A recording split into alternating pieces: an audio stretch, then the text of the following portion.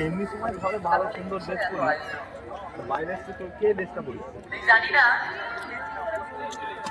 আর মা পড়িছে এত ভালো ভালো ড্রেস থাকা সত্ত্বেও।